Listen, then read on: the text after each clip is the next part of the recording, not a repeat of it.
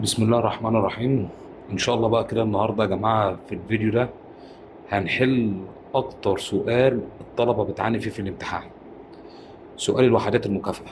سؤال الوحدات المكافئه ده اللي هو السؤال اللي ممكن يجي يقول لك مثلا ايه هي الوحده المكافئه مثلا للكولوم على الثانيه، اللي مش عارف مثلا فولت على الامبير. طب ايه الوحده المكافئه مثلا لامبير تربيع في اوم؟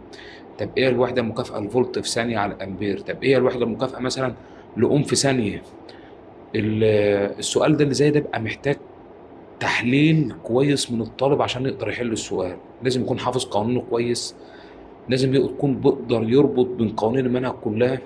حتى لو احنا لسه في بداية المنهج والقوانين لسه قليلة او مثلا ما حصلش لسه تداخل في القوانين، لا احنا لما ناخد الاربع ابواب بتوع الكهربية في الحالة دي انت هتحس بتداخل جامد في القوانين، هيكون صعب عليك السؤال ده. السؤال ده احنا عشان نحله في عندنا طريقة كويسة جدا، هي طريقة الأكواد.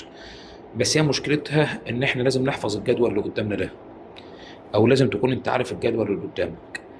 فانا مش بقول لك احفظ الجدول، بس الجدول ده لو هو دايما انت نقله عندك في كراستك اول باول، وكل ما يقابلك سؤال حل الوحدات المكافئه استعنت بالجدول، هتلاقي في حاجات كتير من الجدول ده اتحفظت وهتقدر تحل السؤال بسهوله.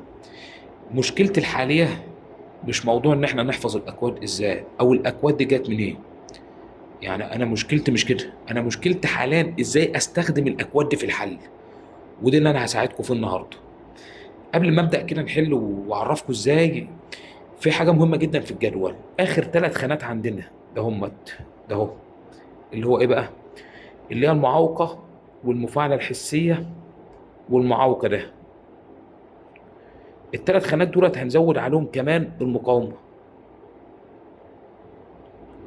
يبقى المعوقه او المفاعله الحسيه او المقاومه دولت الوحده بتاعتهم اسمها الاوم، والكود اللي خاص بهم 24.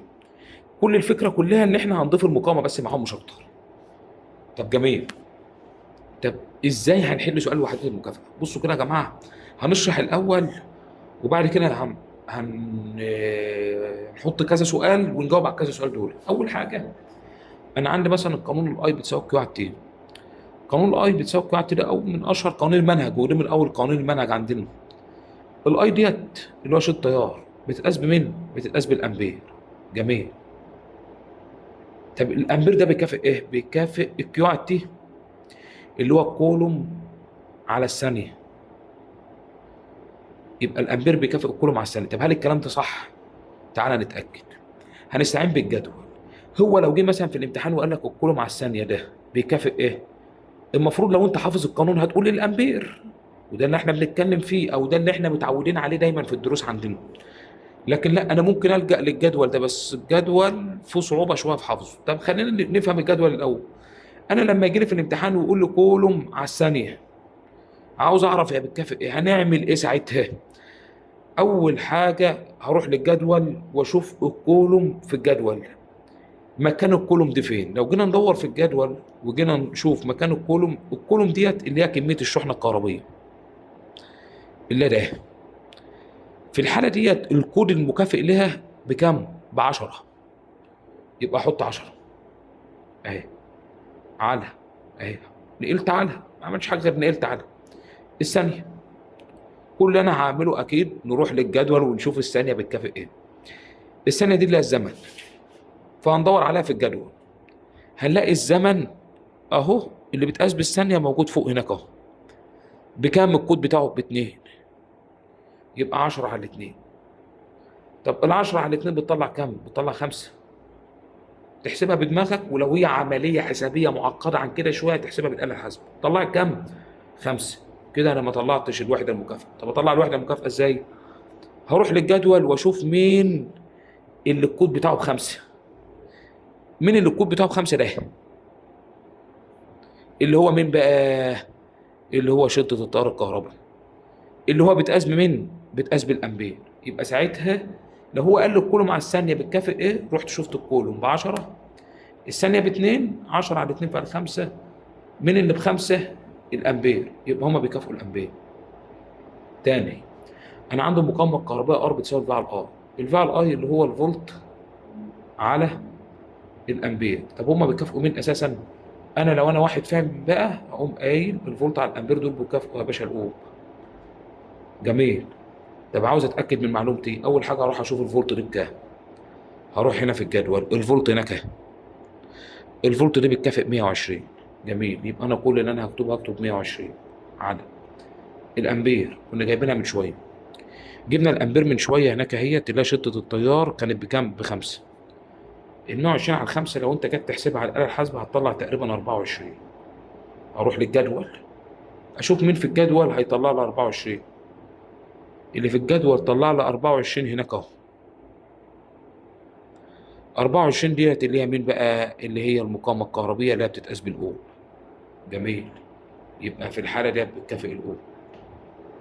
طب تمام، عاوزين ناكد كمان معلومه. انا عندي مثلا الدبليو على الكيو. الدبليو على الكيو دي اللي هو قانون فرق الجهد. ازاي؟ فرق الجهد دي بتقاس بمين؟ بتقاس بالجول. ماشي، او قصدي الشغل بتقاس بالجول. جميل. طب والكيو اللي هي كميه شحنه الكهرباء دي بتتقاس بالكولوم. تمام. اروح بقى اشوف الجول دي بتكافئ كام، او ايه هو الكود المكافئ لها. اول حاجه الشغل، الجول دي اللي هو الشغل بكم؟ شوفوا اهي ب 1200. يبقى عمر راح كاتب هنا اهو 1200 على الكولوم. الكولوم دي اللي هي كميه الشحنه الكهربيه، كنا حاسبينها من شويه او كنا جايبينها من شويه. كميه الشحنه الكهربائيه اللي هي الكولوم اهيت بكم؟ ب 10. يبقى قوم راح كاتب 100 1200 على 10 هتطلع كام؟ هتطلع 120. طب ال 120 دي بتكافئ ايه؟ اروح للجدول واشوف ال 120. هلاقي ال 120 هناك اهي. ال 120 اللي هناك ده اللي هي بتكافئ مين في الاخر؟ بتكافئ الفولت اللي هو فرق الجهد. يبقى في الحاله دي بتساوي الفولت. خلاصه الكلام، السؤال هيجي ازاي في الامتحان؟ هيجيب لك مثلا سؤال زي الثلاث اسئله دولت، وهنحل الثلاث اسئله، ويقول لك ايه بقى في الامتحان؟ ويقول لك ايه هي الوحده المكافئه للامبير تربيع في اوم. انا عاوز الوحده المكافئه اهي. هيك لو في الامتحان يقول لك اوجد الوحده المكافئه مثلا لامبير تربيع في اوم. كل اللي انا هعمله اقوم راح شايف الامبير بكام، هطلع للجدول. الامبير هناك اهوت اللي هو شده التيار الكهرباء اهو. شده التيار الكهرباء واحنا كنا شايفينه بخمسه اهي في الجدول اهو بخمسه. يبقى انا هكتب كده اهو، هو هنا امبير تربيع يبقى هكتب 5 تربيع في الاوم. الاوم ديت اللي هي المقاومه الكهربيه اللي انا كنت ضفتها في الاخر بكام؟ ب 24. يبقى هضرب الخمسه تربيع في 24 واروح اشوف الناتج ده هيطلع بكام. ال 25 في 24 دي تقريبا هتطلع 1200 تقريبا. 1200. اشوفها بقى ال 1200 دي بتكافئ ايه؟ ال 1200 او هشوف ال 25 في 24 دي عذرة يا جماعة مش 1200. طب هتطلع كام؟ لو حسبنا بالآلة الحاسبة والآلة الحاسبة معانا هتطلع تقريبا 600. يبقى هتطلع ناتج 600. أروح للجدول أشوف مين اللي ناتج 600. فين ال 600؟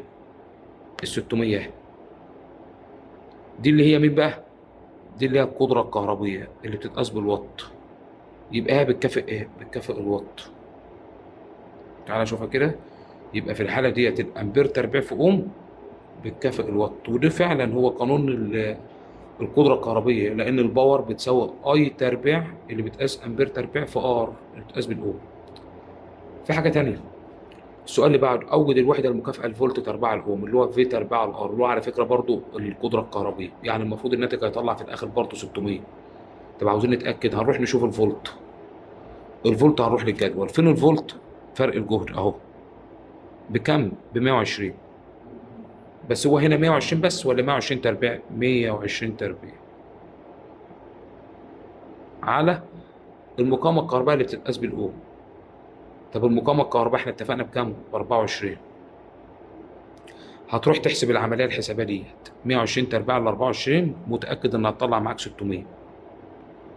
جميل. ال 600 دي بقى اللي هي مين؟ أطلع تاني للجدول وأشوف ال 600 أهي. دي اللي هي في الآخر مين؟ اللي هي الوات. يبقى في الاخر ال 600 ديت هتطلع لها الوات. يبقى خلاص، يبقى دي وحده قياس القدره الكهربيه اللي بتتقاس بالوات. طب دي وحده على فكره عندنا قدام في المنهج، الوحده دي وحده قدام عندنا في المنهج، فولت في ثانيه على الامبير. دي وحده قياس حاجه اسمها معامل الحس المتبادل او معامل الحس الذاتي، ودي وحده قياس الهنري. يعني الفولت في ثانيه على الامبير، انا عشان انا المدرس عارف انها بتكافئ في الاخر الهنري. طب خلينا، انتوا بقى مش عارفين انها بتكافئ الهنري، طب عايزين نعرف انها بتكافئ الهنري ولا لا. هنروح نشوف الفولت بكام، نطلع فوق. الفولت اللي هو فرق الجهد ب 120، يبقى هي ب 120. رقم 2 في الثانيه، الثانيه دي اللي هو الزمن كان موجود فوق، الزمن اهو، الزمن ب2، يبقى 120 في 2 على الامبير. الامبير دي اللي هو شده التيار الكهربي، نطلع فوق.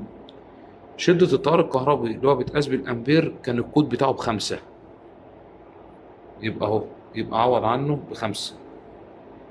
120 في 2 ب 240 على ال5، الناتج ده تقريبا هيطلع 48. هل انا كده طلعت الوحده المكافاه؟ لا. اطلع بقى فوق اشوف فين ال 48. ال 48 اهي. طب ايه الوحده المكافاه بتاعتها؟ الوحده المكافاه بتاعتها اللي هي الهنري. يبقى الوحده المكافاه بتاعتها اللي هي مين؟ الهنري. متاكد ان الفيديو ده اضافه جديده لكم ان شاء الله. هي طريقه مضمونه، بس مشكلتنا في حفظ الجدول. حفظ الجدول هيتحفظ معاك لو انت طابع الجدول ولازقه في بدايه الكتاب او في بدايه الكراسه، وكل ما يقابلك السؤال تلجا للجدول. هتلاقيك حفظت نص الجدول من هنا لحد اخر السنه، والنص التاني مقدور عليه ان شاء الله بقى. واتمنى برضو تكونوا استفدتوا من فيديو النهارده، ولو كل الناس مستفيده يا ريت تشير الفيديو.